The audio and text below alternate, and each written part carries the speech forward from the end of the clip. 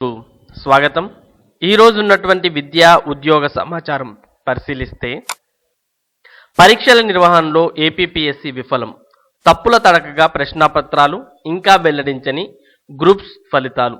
Andhra Pradesh public service commission APPSC పరీక్షల నిర్వహణలో వైఫల్యం చెందుతోంది. తాను ప్రకటించిన షెడ్యూల్ అమల్లోనూ పరీక్షల నిర్వహణలోనూ కమిషన్ డొల్లతనం బయటపడుతోంది. నోటిఫికేషన్తో పాటు ఉంటున్న అంశాలను పరీక్షల సమయానికి మార్చేస్తోంది. గ్రూప్ 1 కు నిర్వహించిన స్క్రీనింగ్ టెస్టులు 39 ప్రశ్నలు తప్పులుగా రాగా, తాజాగా గ్రూప్ 2 స్క్రీనింగ్ టెస్టులో 9 తప్పులు ప్రశ్నలు అంటూ తొలగించింది. 7 ప్రశ్నలకు సమాధానాలు మార్చింది. తొలగించిన ప్రశ్నలపై ఈ నెల 12 వరకు అభ్యంతరాలు చెప్పాలని అభ్యర్థులను కోరింది. నోటిఫికేషన్లో ఇచ్చిన తేదీలను పదే పదే మారుస్తూ పోతోంది. ఫలితాల విడుదల జాప్యంపై అభ్యర్థుల్లో ఆందోళన రేకెత్తిస్తుంది. గ్రూప్ 1, 2, 3 పోస్టులకు స్క్రీనింగ్ పరీక్షలు నిర్వహించి నెలలు దాటిపోతున్నా ఇంతవరకు ఒక్క విభాగం ఫలితాలను కూడా ప్రకటించలేకపోయింది. ఇంకా ప్రిలిమినరీ కీలు సరిచేయడంతోనే కాలాన్ని గడిపేస్తోంది. ఫలితాల విడుదలపై స్పష్టత లేకపోవడంతో అభ్యర్థులు ఆందోళన చెందుతున్నారు. గతేడాది డిసెంబర్ 12న 1051 గ్రూప్ 3 పోస్టులకు నోటిఫికేషన్ను కమిషన్ విడుదల చేసి ఏప్రిల్ 21న పరీక్ష నిర్వహించింది. పరీక్షకు రాష్ట్ర వ్యాప్తంగా 2,01,966 మంది హాజరయ్యారు. డిసెంబర్ 31న 446 గ్రూప్ 2 పోస్టులకు, 169 గ్రూప్ 1 పోస్టులకు నోటిఫికేషన్ విడుదల చేసింది. మే 5న నిర్వహించిన గ్రూప్ 2 స్క్రీనింగ్ టెస్టుకు 1,77,876 మంది పరీక్షకు హాజరయ్యారు. మే 26న నిర్వహించిన గ్రూప్ 1 స్క్రీనింగ్ టెస్టుకు 60,000 మంది హాజరయ్యారు. గ్రూప్ 3 స్క్రీనింగ్ టెస్ట్ నిర్వహించిన 2.5 నెలలు దాటిపోతోంది. ప్రధాన పరీక్ష ఆగస్టులో నిర్వహిస్తామని కమిషన్ ప్రకటించింది. ఇంతవరకు ఫలితాలే వెల్లడి కాకపోవడంతో పాటు కటాఫ్ ఎలా తీసుకుంటారనే విషయాన్ని కూడా కమిషన్ ప్రకటించలేకపోయింది. మరియు ఈ విషయమై అభ్యర్థులు చాలా ఆందోళన చెందుతూ ఉన్నారు. గ్రూప్ 2 పోస్టులకు జూలై 18, 19 తేదీల్లో ప్రధాన పరీక్ష నిర్వహించి ముందుగా ప్రకటించి తర్వాత సెప్టెంబర్కు మార్చింది. గ్రూప్ 1 పోస్టులకు కూడా ప్రధాన పరీక్షను జూన్ 6 నుంచి నిర్వహిస్తామని చెప్పి తర్వాత సెప్టెంబర్కు మార్చింది. డిసెంబర్లో నిర్వహిస్తామని తిరిగి ప్రకటించింది. గతంలో కోర్టులకు వెళ్లడం వల్ల గ్రూప్ 1 పరీక్షా ఫలితాలు మాత్రమే ఆలస్యమయ్యాయి. కమిషన్ ఎప్పుడు కూడా ఆలస్యం చేయలేదు. ఈసారి మాత్రం ఫలితాలకు కోర్టులు, కేసులు వంటివి లేకపోయినా ఫలితాలు వెల్లడించలేకపోవడంతో కమిషన్ నిర్లక్ష్యం వహిస్తోందనే విమర్శలు వస్తున్నాయి. ఏపీపీఎస్సీ ఇష్టా రాజ్యంగా వ్యవహరిస్తోందని డివైఎఫ్ఐ రాష్ట్ర కార్యదర్శి ఎం సూర్యారావు తెలిపారు. క్యాలెండర్ అమలు చేయడం లేదు, నిరుద్యోగుల కోణంలో కాక నియంతలా వ్యవహరిస్తోందని ఏపీపీఎస్సీ చైర్మన్ను తొలగించాలని ఇక్కడ పేర్కొనడం మనం గమనించవచ్చు. టోటల్గా ప్రశ్నాపత్రాలు తప్పుల తరకగా ఉన్నాయి, మరి గ్రూప్స్ ఫలితాలు అయితే విడుదల చేయడం లేదు అనే విషయం మనకి ఇక్కడ అర్థమవుతుంది. ఇక స్కూల్ అసిస్టెంట్ లాంగ్వేజ్ పోస్టులకు పదోన్నతులు. ప్రభుత్వ, జిల్లా, మండల పరిషత్ పాఠశాలల్లో 2017 ఫిబ్రవరి 5 వరకు స్కూల్ అసిస్టెంట్ హిందీ, తెలుగు, ఉర్దూ పోస్టులకు పదోన్నతులు కల్పించేందుకు పాఠశాల విద్యాశాఖ ఉత్తర్వులు ఇచ్చింది. ఎస్జిటి భాషా పండితులకు కామన్ సీనియారిటీ ప్రకారం పదోన్నతులు కల్పించనున్నారు. ఇక ఇంటర్ ప్రవేశాలకు 31 వరకు గడువు. ఇంటర్ మొదటి ఏడాది 2వ విడత ప్రవేశాలకు ఈ నెల 31వ తేదీ వరకు అవకాశం కల్పించినట్లు ఇంటర్ విద్యా మండలి కార్యదర్శి కాంతిలాల్ దండే ఓ ప్రకటనలో తెలిపారు. ప్రవేశాలకు తదుపరి ఎలాంటి గడువు పొడిగింపు ఉండదని వెల్లడించారు. డిఈఓ పూల్లో ఉన్న వారికి పోస్టింగ్ ఇవ్వాలి. జిల్లా విద్యాధికారి డిఈఓ పూల్లో ఉన్న ఉపాధ్యాయులకు పోస్టింగ్లు ఇవ్వాలని ఎమ్మెల్సీ ఏఎస్ రామకృష్ణ కోరారు. ఉపాధ్యాయుల పదవీ విరమణంతో జిల్లాల్లో అనేక ఖాళీలు ఏర్పడ్డాయని, వీటిల్లో డిఈఓ పూల్తో ఉన్న ఉపాధ్యాయులకు పోస్టింగ్లు ఇవ్వాలని వారు డిమాండ్ చేశారు. ఇక విద్యా వ్యాపారానికి ముక్కుతాడు. విద్యా సంస్థల నియంత్రణ మండలి ఏర్పాటుకు సన్నద్ధం. శరవేగంగా ముసాయిదా బిల్లుపై అధికారుల కసరత్తు. మంత్రివర్గం ఆమోదించాక అసెంబ్లీలో బిల్లు. పాఠశాలలు, కాలేజీల నియంత్రణకు విభాగాలు. ఫీజుల కట్టడితో పాటు ప్రమాణాల పెంపు, వేతనాలు, మౌలిక సదుపాయాలపైన పర్యవేక్షణ. ఇక విద్యా వ్యాపారానికి ముక్కుతాడు. విద్యా సంస్థల నియంత్రణ మండలి ఏర్పాటుకు సన్నద్ధం. శరవేగంగా ముసాయిదా బిల్లుపై అధికారుల కసరత్తు. మంత్రివర్గం ఆమోదించాక ఈ సమావేశాల్లోనే అసెంబ్లీలో బిల్లు. పాఠశాలలు, కాలేజీల నియంత్రణకు వేరువేరు విభాగాలు. ఫీజుల కట్టడితో పాటు ప్రమాణాల పెంపు, వేతనాలు, మౌలిక సదుపాయాలపైన పర్యవేక్షణ. విద్యా హక్కు చట్టం పకడ్బందీగా అమలుకు సర్కారు ఏర్పాట్లు. రాష్ట్ర విద్యా సంస్థల నియంత్రణ మండలి బిల్లు శరవేగంగా రూపుదిద్దుకుంటోంది. అసెంబ్లీ బడ్జెట్ సమావేశాల్లోనే ఈ బిల్లును ప్రవేశపెట్టాలని రాష్ట్ర ప్రభుత్వం భావిస్తోంది. ముసాయిదా బిల్లు రూపకల్పనపై ప్రస్తుతం విద్యాశాఖ అధికారులు కసరత్తు చేస్తున్నారు. దీన్ని మంత్రివర్గం ఆమోదించిన అనంతరం అసెంబ్లీకి సమర్పించనున్నారు. రాష్ట్ర విద్యా సంస్థల నియంత్రణ మండలి అధికారాలు, విధులు, నియమ నిబంధనలు ఈ బిల్లులో పొందుపరుస్తున్నారు.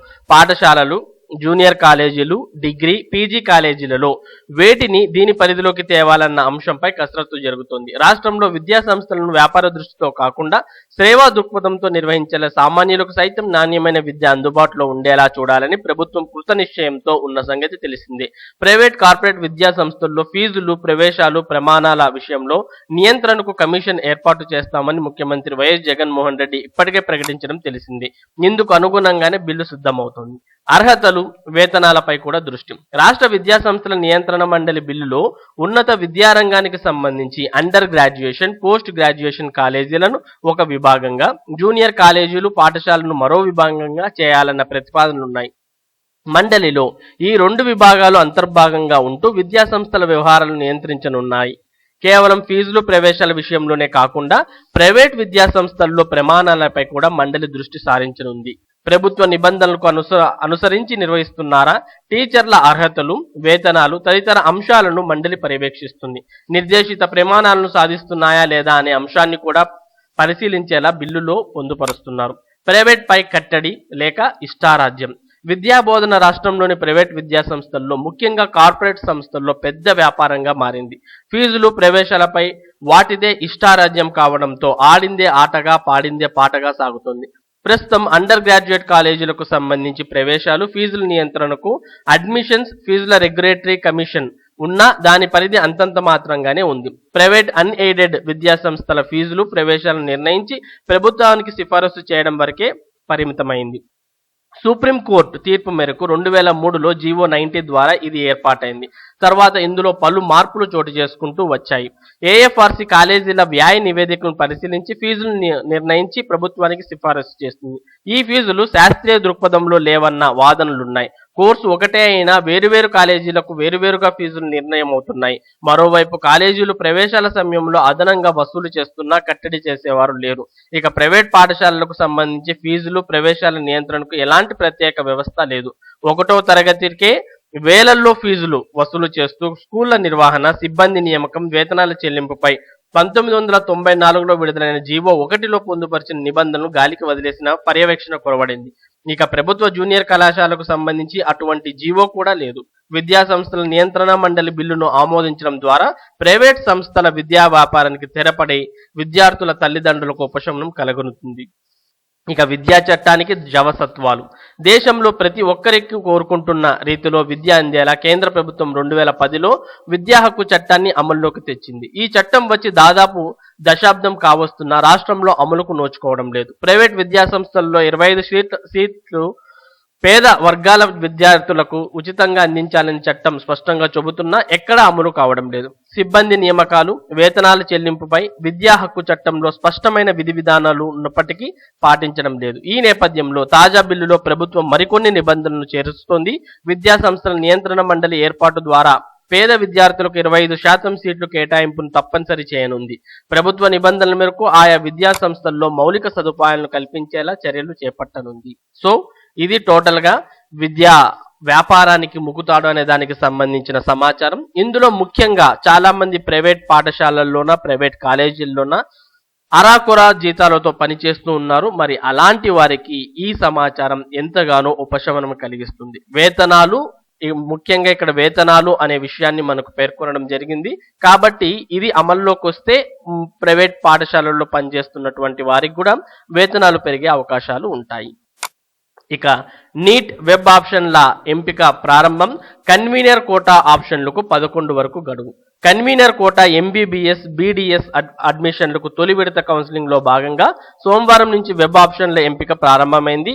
సర్టిఫికెట్ల పరిశీలన పూర్తయిన అభ్యర్థులు ఈ నెల 11న మధ్యాహ్నం 1 గంట లోపు వెబ్ ఆప్షన్లను ఎంపిక చేసుకోవచ్చని ఎన్టీఆర్ హెల్త్ యూనివర్సిటీ అధికారులు తెలిపారు. ఎన్సీసీ, స్పోర్ట్స్ వంటి ప్రత్యేక కోటా అభ్యర్థులు రెండవ విడతల్లో వెబ్ ఆప్షన్లో ఎంపిక చేసుకోవాలని వెల్లడించారు. అభ్యర్థులు రాష్ట్రంలో ఉన్న 29 మెడికల్, 16 డెంటల్ కాలేజీల్లో తాము ఎంపిక చేసుకున్న కాలేజీలో రిపోర్ట్ చేయకున్నా లేక ఏ కాలేజీలోనైనా సీటు ఎంపిక చేసుకోకున్నా ఆ ఖాళీలను మాత్రమే రెండో విడత కౌన్సిలింగ్ లో వెబ్ ఆప్షన్ లో చూపిస్తారు.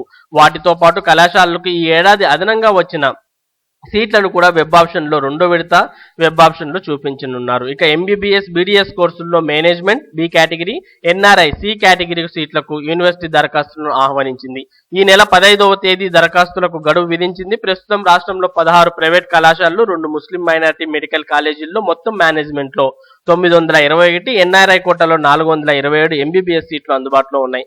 ఇక డెంటల్లో 14 ప్రైవేట్ డెంటల్ మెడికల్ కాలేజీల్లో బి కేటగిరీ సీట్లు 454, సి కేటగిరీ 196 ఉన్నాయి. ముందుగా ఎంబీబీఎస్, బీడీఎస్ కౌన్సిలింగ్ పూర్తయిన తర్వాత ఆయుష్ కోర్సుల్లో అడ్మిషన్ల ప్రక్రియ ప్రారంభం కానుంది. సో ఇవి ఈ రోజు ఉన్నటువంటి విద్యా ఉద్యోగానికి సంబంధించిన సమాచారం. ఇలాంటి సమాచారాన్ని మీరు కూడా ప్రతిరోజు పొందాలి అంటే భాస్కర్స్ ఏరియా ఛానల్ కు సబ్స్క్రైబ్ అవ్వండి. Thank you for watching this video.